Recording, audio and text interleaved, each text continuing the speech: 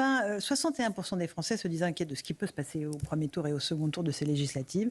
Ils ont peur des troubles à l'ordre public. Il faut dire que voilà, il y en a certains dans quelques partis politiques qui s'amusent à agiter le spectre d'émeutes. Mais il y a quand même une inquiétude, notamment du côté des renseignements, avec Gérald Darmanin qui a envoyé une circulaire à tous les préfets pour préparer un dispositif de sécurité pour le jour du vote. Explication de Célia Barotte. Je passe la parole à Louis Dragnel ensuite. Dans cette circulaire d'une dizaine de pages que nous avons pu consulter, Gérald Darmanin rappelle que ce scrutin se déroule dans un contexte marqué par plusieurs risques sécuritaires. Tout d'abord, la menace terroriste qui reste à un niveau très élevé. Depuis mars dernier, le plan Vigipirate a été renforcé à son niveau maximal, c'est-à-dire en urgence attentat. Le contexte international fait craindre également à des actions de déstabilisation ciblées, notamment sur le plan cyber ou en matière de manipulation de l'information sur les réseaux sociaux. Et enfin, à l'approche des Jeux Olympiques et Paralympiques, il y a une tension sur la disponibilité des forces de l'ordre déjà mobilisées par le relais de la flamme olympique. Parmi les instructions données par le ministère de l'Intérieur, il y a un appel à la vigilance, à la surveillance autour de certains sites comme les quartiers généraux de campagne et les permanences de partis, mais aussi autour des bureaux de vote. Une sécurisation des lieux de stockage du matériel électoral comme les enveloppes ou encore les bulletins. Les opérations de vote devront se dérouler dans l'ordre et le calme. Et enfin, les manifestations qui auront lieu la veille ou encore le jour du scrutin devront respecter plusieurs conditions. Ne pas être le support de propagande électorale et ne pas troubler l'ordre public. Louis Dragnel, vous êtes inquiet ? Pas du tout. Par rapport aux élections... ça va bien se passer ? Moi, je pense que ça va bien se passer. Évidemment, oui, il y aura peut-être des troubles à l'ordre public. Non, mais quand je dis ça va bien se passer, pardon. Alors, entendons-nous sur la définition. Oui, c'est quoi bien se passer ? Non, mais moi, je me souviens de l'élection présidentielle avec Nicolas Sarkozy et les banlieues. Il y avait beaucoup de quartiers où ça avait pété, ça avait chauffé pendant la nuit. Donc, par rapport à une période, je suis pas en train de relativiser, mais je pense que, en fait, le soir du premier tour, ce sera très calme, parce que de toute façon, en plus, la gauche politique qui est peut-être la plus susceptible d'appeler au désordre, a quand même toute une campagne de second tour à faire. Et pas question pour le nouveau Front populaire d'apparaître pour ceux qui ont organisé tous les troubles à l'ordre public. Ensuite, je pense que ce ne sera pas la même chose le soir du second tour des élections législatives. Mais le pire ne sera pas à ce moment-là, je pense. 18 juillet. Le pire, je pense, et ça c'est plusieurs policiers, même du renseignement à qui j'ai posé la question, qui m'expliquaient déjà que c'est le début un peu de la trêve estivale par rapport aux dealers. Et donc en fait, il faut que les deals, avant les départs en vacances, marchent bien, donc pas question d'embraser les banlieues, en tout cas maintenant tout de suite. En revanche, leur crainte, c'est à la rentrée, une fois que vraiment, s'il y a le gouvernement Bardella, donc si le Rassemblement national gagne les législatives avec la majorité absolue, et dès lors qu'il y aura les premières mesures qui vont être mises en place, là pour le coup, ils s'attendent à ce que la gauche politique essaye d'exciter les banlieues et d'organiser ce climat insurrectionnel que tout le monde craint et que particulièrement, mon cher Éric, vous redoutez. Moi, je pense qu'autour du 18 juillet, là où il y aura le vote du président de l'Assemblée nationale, où la nouvelle majorité va s'implanter et s'installer, où il y aura éventuellement un discours de politique générale, s'il y a une majorité absolue, là, il y aura sûrement des manifestations autour de l'Assemblée nationale pour critiquer, contester et condamner ça. Et tout ça se fera dans des sites des Jeux Olympiques. Aux Invalides, il y a le tir à l'arc sur... Non mais comment ils vont accéder personne ne peut accéder. C'est là où ça peut déraper, c'est là où ça peut mal se passer. Bon, Éric Nolot. Non mais il y a deux éléments qui sont inédits, qui rendent la situation quand même extrêmement dangereuse. D'ailleurs, on en dit un mot du premier élément, c'est qu'il y a dans l'extrême gauche, particulièrement dans la France insoumise, dans leur logiciel, une dimension insurrectionnelle. Ça fait partie de leur culture politique. Donc, elle trouverait à s'exprimer. Ensuite, l'arrivée au pouvoir... possible du Rassemblement national est présenté par ces personnes comme l'arrivée au pouvoir des fascistes. Les fascistes, en face, il y a les antifas. Les antifas, ce n'est pas des gens que vous pouvez contrôler avec des appareils en disant « les gars, calmez-vous, descendez pas dans la rue ». Ils vont peut-être descendre tout seuls et là, il peut se passer n'importe quoi. Les antifas, plus des éléments incontrôlés, il peut se passer des choses que ne souhaite même pas d'ailleurs la France insoumise ou l'extrême gauche, mais quelque chose d'assez spontané. Le fascisme ne passera pas, nous utiliserons tous les moyens pour qu'il ne passe pas. Moi, je redoute ce scénario.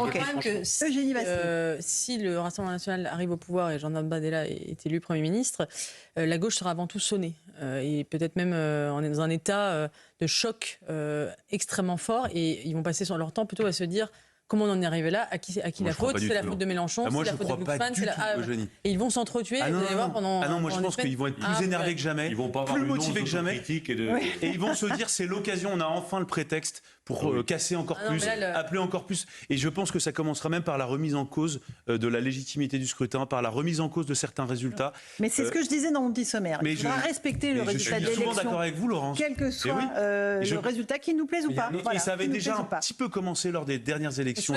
Je suis d'accord avec vous. Monsieur Ferjou. L'avocat des Soulèvements de la Terre est candidat à Paris. Rappelons-le, face à Sylvain Maillard et Laurence Sellier. Mais il y a un autre scénario aussi, c'est-à-dire qu'il y a la violence possible, même si malgré tout les antifas, je suis d'accord avec ce que vous disiez Eric, mais enfin il n'y a pas des dizaines de milliers d'antifas, quoi qu'il en soit, dans le pays. Mais il y a un autre scénario, c'est qu'il y ait aussi de la violence si le Rassemblement national ne gagne pas. Parce qu'un gouvernement technique, ça serait quoi? Un gouvernement technique, ça serait une espèce d'autre déni de démocratie. Très largement, le gouvernement macroniste actuel est perçu comme un gouvernement de techno, de personnalités inconnues. Est-ce que les gens, ça, hormis Gérald Darmanin et Bruno Le Maire, qui parmi les Français est capable de citer le nom d'un ministre? Et donc vous remplacez des technos par d'autres technos, vous avez l'impression, mais littéralement, enfin c'est du 2005 déni de résultats de référendum, mais puissance 10. C'est-à-dire que vous voulez, les Français expriment leur volonté d'un changement radical de politique et on leur remet les mêmes pour que ça recommence. Parce que la France insoumise, elle ne sera pas moins dans la volonté de bordélisation ou d'insurrection si c'est un gouvernement technique que si c'est le Rassemblement national. Donc de toute façon, c'est kiff-kiff bourricot en quelque sorte. Et pour reprendre votre expression, ce qui est profondément choquant, c'est qu'on entend des gens, Anne Hidalgo ou d'autres, qui s'alarment de l'image que ça pourrait donner de Paris. Mais enfin, ce qui est profondément alarmant, c'est pas l'image que les étrangers en ont, c'est que les Français qui votent, leur vote ne soit pas respecté. Mais bien sûr. S'il y a une majorité de Français qui veulent une majorité Rassemblement national, c'est la démocratie. S'il y a une majorité de Français qui ne désigne pas de majorité, c'est aussi la démocratie. Il faut accepter la démocratie. Exactement comme en 2022, quand on dit oui, Emmanuel Macron a été élu, mais il y avait un taux d'abstention. Ben non, il n'y a pas de mais. Il est élu président de la République. Personne n'empêche les gens d'aller voter. Zéro contestation de l'élection. C'est la légitimité. C'est la légitimité. C'est les urnes. Ou alors les règles Zéro débat. Oui, la légitimité ne se mesure pas à autoparticipation, mais probablement si vous n'allez pas une majorité absolue avec un taux de participation très très fort, il y aura quand même une légitimité du vote qui sera de renforcer. Le risque, c'est s'il n'y a pas majorité absolue et qu'effectivement on donne le sentiment aux Français qu'il y a une espèce de tambouille. De magouille. Oui, on peut appeler ça la magouille, tambouille. Des technos remplacés par d'autres technos. Là, ils ont le sentiment de se faire voler le vote. Et là, il peut y avoir effectivement des réactions. Par contre, effectivement, autant moi je ne pense pas que les banlieues vont bouger, pas le sentiment. Ça peut, mais je ne crois pas. Par contre, effectivement, toute l'extrême gauche violente, elle passera à l'acte. De toute façon, c'est ce qu'ils craignent, ce qu'ils attendent depuis toujours.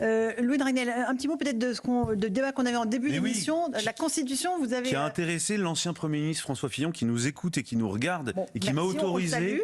à le citer. Alors, qu'est-ce qu'il dit? Et donc, vous savez, on parlait de la question de qui est chef des armées. Est-ce que le président de la République est un chef des armées honorifique ou pas? Donc, le débat qui a été posé par Marine Le Pen.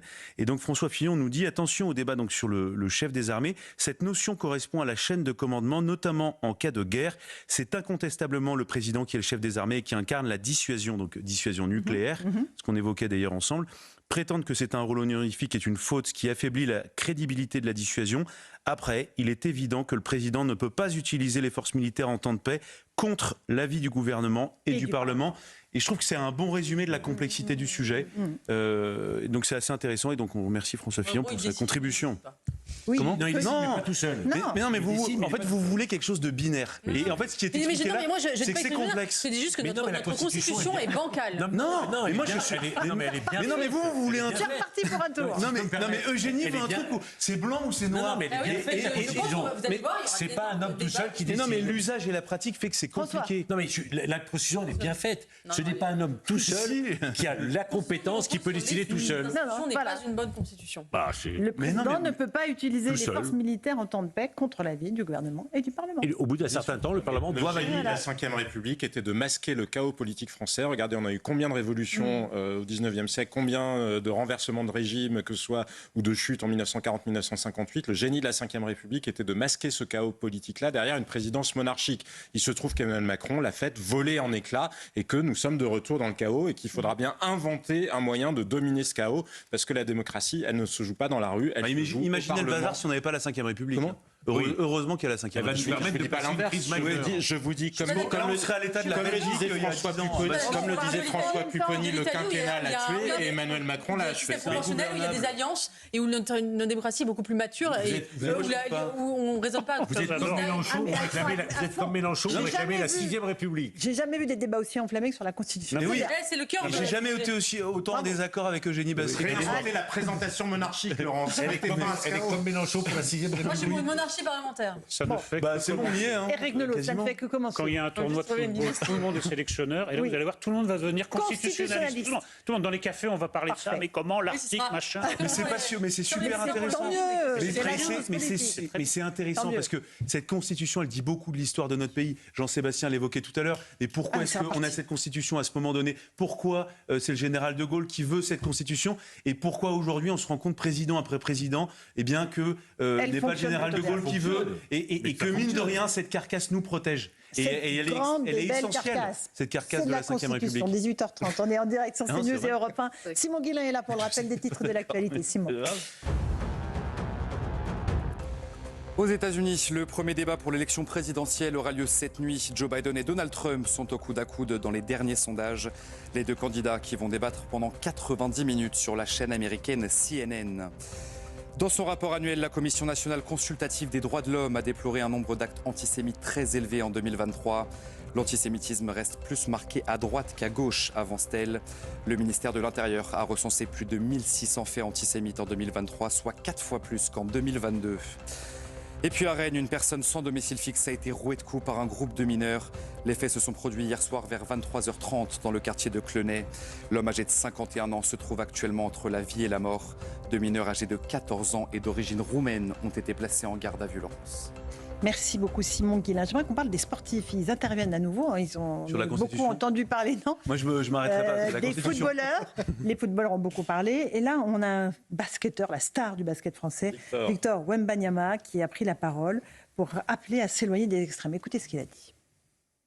Bien entendu, les choix politiques sont personnels, mais je pense que, pour moi en tout cas, c'est important de s'éloigner des extrêmes et de... Voilà, je pense que c'est pas du tout la direction à prendre pour un pays comme le nôtre. Et donc même si c'est très personnel, c'est comme ça que je me sens. Alors, Éric Nolot, il fait le boulot, c'est un peu la Griezmann, quoi. Voilà. En fait, il y a deux écoles. Il y a ceux qui s'engagent, on voit bien que c'est contre le Rassemblement national, et puis ceux qui font le boulot, comme Griezmann ou Wembanyama, qui disent bon, voilà, on est contre les extrêmes. Bon, on leur demande de s'exprimer. Je ne pense pas qu'il ait réclamé à corps et à cri de s'exprimer. On lui pose la question. Il a trouvé un moyen de tenir un discours raisonnable. Conférence de presse. Il y a la troisième voix, celle de Mbappé, qui dit contre les extrêmes, mais je suis d'accord avec Thuram.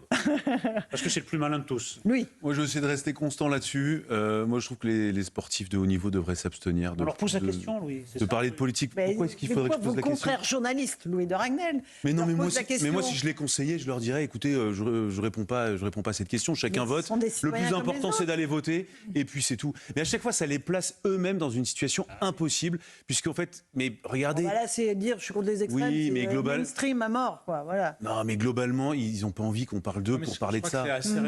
C'est assez révélateur. Je sais que vous, ça vous passionne, Laurence. Non, mais je trouve que c'est intéressant, ça dit de notre société. Non, mais ça dit quelque chose. Mais arrêtons d'en parler. Ça dit quelque chose parce qu'il y a, regardons-le en face, une véritable inquiétude chez un certain nombre de Français qui peuvent être d'origine étrangère et ou faire partie de minorités visibles ou être noirs ou je sais pas quoi. Bref, une inquiétude en pensant que le Rassemblement national est un parti raciste ou serait un parti resté raciste. Il faut l'entendre. Il faut l'entendre parce que cette inquiétude-là, elle est aussi instrumentalisée par la France insoumise. Quand vous voyez qu'Ariel Halimi, l'avocat de Jean-Luc Mélenchon, explique qu'il va y avoir des morts parmi les juifs, les arabes, les musulmans, les noirs, si le Rassemblement national arrive au pouvoir, mais oui, il y a des gens qui les entendent, mais c'est normal, le RN a aussi une histoire. Donc après, je pense que ça n'est plus l'histoire du RN d'aujourd'hui, mais cette inquiétude-là, elle existe. C'est important dans le débat public aussi de savoir justement revenir à la raison et de rappeler que oui, bien sûr, tout le monde a sa place dans ce pays, quelles que soient ses origines. Et d'entendre ceux, mais vraiment le tweet d'Ariel Halimi hier, il est délirant. Quand il vous dit je vous certifie qu'il va y avoir des morts, de facto, il est en train de dire que les électeurs du Rassemblement national, comme le Rassemblement national, pourraient d'un seul coup décider d'aller tuer leur voisin juste parce qu'il a des origines qui leur déplaisent. C'est délirant. Là où ils sont beaux joueurs, c'est qu'ils devraient plutôt se préoccuper de ne pas voter pour le Front populaire, parce que la 14e tranche d'impôt à 90%, ils sont il est aux États-Unis, Victor Wallback. Justement, c'est peut-être ça qui explique. En France, ceci expliquant, oui, mais je pense quand même que ces impôts, Laurence, ils les payent aux États-Unis. Oui, ceci expliquant sans doute cela. Mais là, ils sont beaux joueurs, puisque, alors sauf. Et même M. Bardella a proposé, je ne sais plus où il en est, qu'il n'y ait pas d'impôt en dessous de 30 ans. Alors là, je crois qu'il est un peu... Ce qui le concerne en premier lieu. Il a assumé. Il a assumé. Et avec un plafond.